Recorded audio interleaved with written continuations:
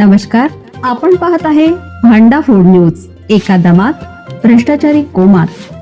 Social media, कर्जबाजारी, गुन्हेगारी, सट्टेबाजी, चोरी, मटका, जुगार, दारू, सावकारशाही, न्यायाच्या प्रतीक्षेत प्रशासन. भांडाफोड न्यूज. एका दमात भ्रष्टाचारी कोमात. सरकारची मोठी घोषणा. नीट परीक्षा पेपरफुटी थेट निर्णय. नरेंद्र मोदी. नीट पेपरफुटीच्या मुद्द्यात दिल्लीत मोठे आंदोलन जंतर मंतरवर सुरू आहे. संसदेवर मोठा मोर्चा काढण्यात आला, ज्यामुळे हे आंदोलन अधिकच चिघळलं. पोलिसांनी आंदोलकांवर लाठीचार्ज केला. पोलिसांवरही हल्ले केले जात आहेत. केंद्रीय शिक्षण मंत्री धर्मेंद्र प्रधान यांच्या राजीनाम्यावर आंदोलक ठाम आहेत. केंद्रीय शिक्षण मंत्री धर्मेंद्र प्रधान यांच्या राजीनाम्यावर आंदोलक ठाम आहेत.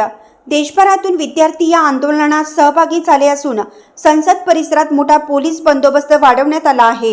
हेच नाही तर विरोधकांनी धर्मेंद्र प्रधान यांच्यासोबतच पंतप्रधान नरेंद्र मोदी आणि अमित शहा यांच्याही राजीनाम्याची मागणी केली. धर्मेंद्र प्रधान यांच्या राजीनाम्याची मागणी जोर धरत असतानाच सरकारकडून याबाबत काही ठोस कारवाई केली जात असल्याचा आरोप केला जात आहे.